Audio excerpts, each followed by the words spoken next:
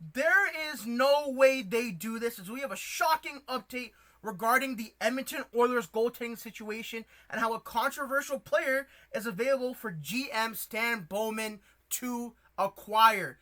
Hello, everyone. Welcome back to Oilers Digest. My name is Nikash Ganguli.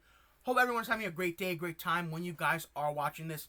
We have a lot to talk about today involving the Oilers goaltending situation and how there was a new player available that, could come with some controversy if the Oilers do acquire him.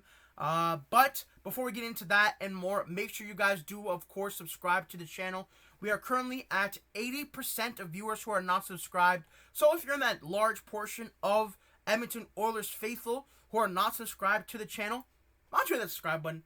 It's right below. It's easy. It's free. Just hit that button. And if you want to know when our videos are coming out, hit that notification bell too. You can get all the Oilers content in the most digestible way fashionable here on Oilers Digest. We have a lot to talk about. The season is starting soon. Connor McDavid is still unsigned. The Oilers have a lot of questions on defense and in net. And we're going to get into the goaltending today throughout this video. So with that being said, I've rambled enough. Let's get into the bulk of the video. First things first. This article from Daniel Nugent-Hopkins from The Athletic. He has been giving us a lot of great content throughout the offseason, so thank you to him. Here are 10 Edmonton Oilers questions ahead of training camp. So, a lot of questions, for the Oilers going in about McDavid, their defense, someone like Mattias Ekholm, some prospects that are coming up, the European forward they signed, David Tomaszek. There's a lot going on, but specifically, I think I wanted to look at the goaltending here. So, number 3 on the article was, can the goalies quiet the noise? There has been huge controversy surrounding Stuart Skinner and Calvin Pickard, especially going all the way back to the Stanley Cup Finals and their playoff run, even all the way back to the regular season. Obviously, I think a lot of us know that Stuart Skinner and Calvin Pickard, they're not goalies that seem like they can win you those big Cup Finals games, but they have been to the Cup Finals 2 years in a row, which is very interesting. Someone like Stuart Skinner, I think, was a lot better in the 2024 playoff run versus the 2025 one. And Calvin Pickard had to come in.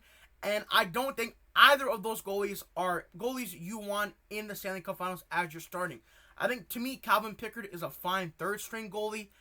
He tried his best and tried to give good minutes. He unfortunately couldn't get the job done, playing a little bit above his pay grade, of course.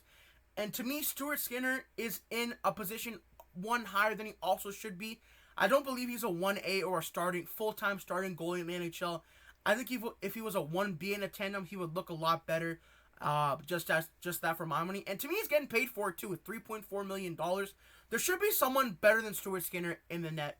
But that's unfortunately not what happened throughout this offseason. So, just looking at the article here, the McDavid contract situation is overshadowing what was the most hot-button topic around the Oilers heading into the offseason: goaltending.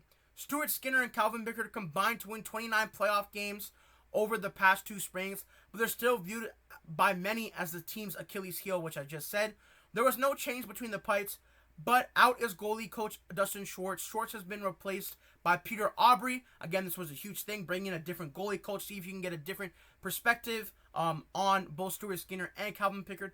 How Aubrey works with Skinner and Pickard will be something to keep an eye on at camp, especially since there's been plenty of scuttlebutt the Oilers could keep an eye on the waiver wire for another net minder, of course. So, I talked a lot about Stuart Skinner and Calvin Pickard. Let's take a look at their stats. Obviously, Stuart Skinner, didn't have the greatest season, although, in the playoffs an 8.96, just really, really, really not that good. You want more out of him from that point of view, of course. And just kind of average. Obviously we know save percentage has gone down in the NHL. I think average save percentage is like a 900 now. So he was pretty below average, especially in the playoffs. You want a little bit more out of him from that point of view. And unfortunately, they just didn't get that. Just didn't have a great season. Prior to that, though, again, as you see in the bottom right there, a 905 and a 914. Those are good numbers. Maybe you consider the regular season was a down year. But in the playoffs, it just was not, up to par. There were a few games where he looked very good, where he would get some shutouts, and the next game he would let in 5 or 6 goals. So it was just a little bit, off and on for Stuart Skinner. And then, someone who came in and tried to give the Oilers good minutes, we commend him for that, is Calvin Pickard, who put up a .900 save percentage throughout the regular season. Had some okay playoff games, but again, I think you just look at Calvin Pickard and you're like, this person should not be playing playoff games for a team that has aspirations to win the Stanley Cup. And even with Skinner and Pickard playing, again, they made it deep in the playoffs, got so close to the Stanley Cup, but they just couldn't get it done. And you really have to wonder, if they have someone else in net, do they get that extra win, that extra save to bring them to the Stanley Cup, trophy at the end of the day? I think the forwards on the Oilers are super strong. The defense is solid again. I think a fully healthy Ekholm would have been huge. And Jake Wallman is going to be here for the full year. It's going to be a good year for the Oilers, but goaltending is still the biggest question. And just looking at free agency here, obviously Daniel Nugent-Hopkins mentioned the waiver wire. There's always a lot of players on waivers. The available goalies, there's really nothing, to be honest with you guys. Chris Driedger is probably not going to find a job. James Reimer is still available. He's interesting, I guess, but even he had an 8.97. Ilya Samsonov has given good minutes in the past. I just don't see them signing any of these guys. And the top two are Leonard and Fleury, who aren't going to play NHL games ever again. So I just wanted to show you guys this. I'm not too sure what goalies are going to be available in free agency. Obviously, the Oilers also signed Matt Tompkins as a depth goalie. That's probably not the solution.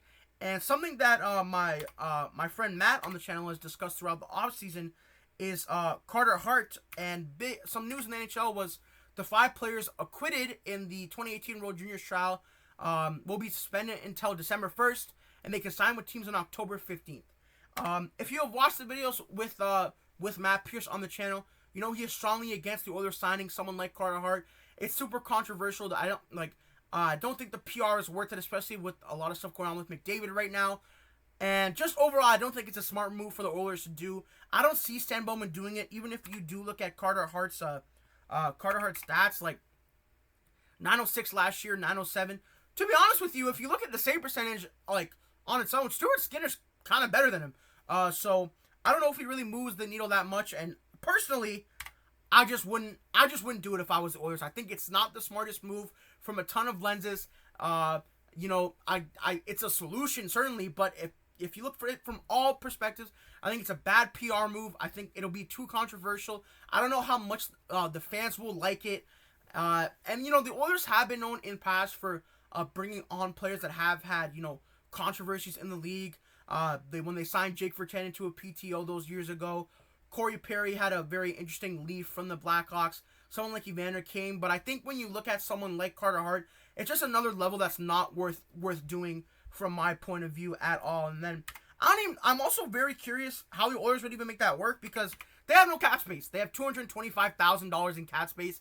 Maybe you could waive some guys, send them down, and bring him in, but I don't think any of that is worth it. For me, I think it just makes sense for the Oilers to wait it out for training camp, see if the new goaltending coach Peter Aubrey can inject some new life into guys like Stuart Skinner and Calvin Pickard. Try and, quiet the noise with those guys. Hopefully they can give you good minutes in October, and see what the waiver wire or the trade deadline brings. Carter Hart to me is a non-option, but again, let me know what you guys think about that in the comment section. Should the Oilers look elsewhere for solutions? And what do you think about the goaltending going into the season? Are you a little bit optimistic about Skinner and Pickard going into the regular season with a brand new goalie coach? Let me know about that and more. And make sure you guys subscribe to the channel for all things Oilers, and we'll be following the news right as they come out. So that being said, peace out and have a good one.